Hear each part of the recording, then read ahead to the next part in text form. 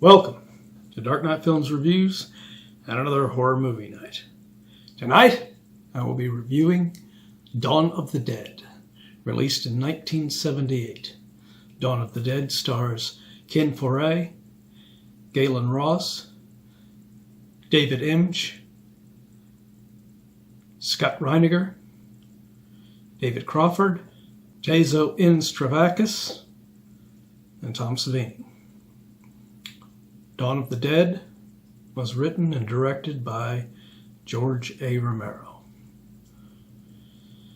This one was also known as Zombie in Italy. And ironically, after this one, of course, in the U.S., we got Day of the Dead and Land of the Dead and Diary of the Dead and Survival of the Dead. But in Italy, they decided to make their own sequels to Dawn of the Dead under that title of Zombie. So it got Zombie 2, Zombie 3, Zombie 4, and all this stuff. And most of them weren't even connected to that initial Zombie 2. That first Zombie 2 was actually directly connected to a lot of the people that were helping George Romero on this one. Now this one stars mostly a bunch of people that didn't do much after this. Even Gaylen Ross, who is your lead in this, playing Francine Fran Parker. She did a segment in Creepshow, and she was in Madman. But I can't think of much else that she was in. The biggest and most prolific actor out of this was Ken Foree. And in a little bit less, Tom Savini himself. But the performances are not bad in this. I mean, that doesn't signify that it's bad acting just because these actors, didn't do anything after that. Because I've seen many movies where I've seen actors that never did anything after a film, but their performance in that film was great. So it just makes you wonder what the hell happened, But Ken Foree is great as the character of Peter Washington. He is the most stalwart hero of this film. And he kind of loses a little bit of that as the film progresses and almost gives up and is ready to kill himself at one point. Gaylen Ross is a very interesting character, and you really side with her, not because she's pregnant, which is revealed in the story, but because her relationship with David Stephen Flyboy Andrews is a really good, touching relationship that is going on there. And his best friend alongside of him and everything in this, him and Ken Foree's Pete, is Scott Reiniger as Roger Trooper DeMarco. And I really like Scott Reiniger in this. He was really good in the role. It really pissed me off at the point where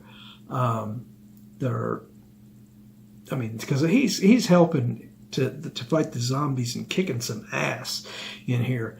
And then he has a point where they're going between these semis and everything, and one of the zombies gets him and bites him on the leg, I believe. And I was like, oh shit. Well, now he's going to become a zombie. Damn it. And as much as I liked David Emge's character of Flyboy, I didn't care for him as much as I did Scott Reiniger and Ken Foree. I mean, those two were the ones that I really enjoyed in the film. And of course, Tom Savini popping up in there with the biker group as a character named Blades, who has a machete and whacks a couple of zombies with his machete, chops into them, and you know, he's a pretty cool little character for while he's in there. But yeah, the end moments of it really kind of annoyed me. Like I said, Ken's character of Peter is he feels that there's no way out. They're going to die. And he's not going to let the zombies get him. So he's ready to kill himself. He locks himself in a room.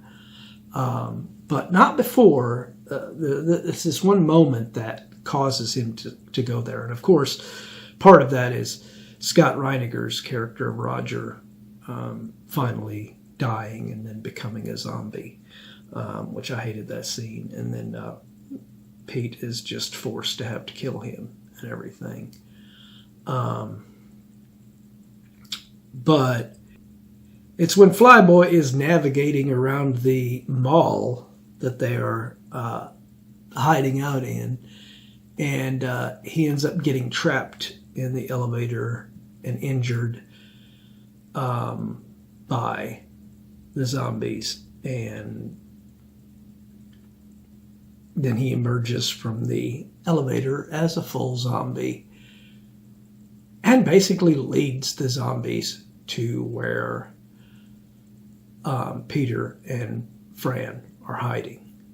And I hated that moment because I hate, you know, even though he wasn't as good a character as what Fran, Peter, and Trooper Roger was, I didn't want to see him get turned into a zombie, and I sure as hell didn't want to see him, you know, help the zombies to find them.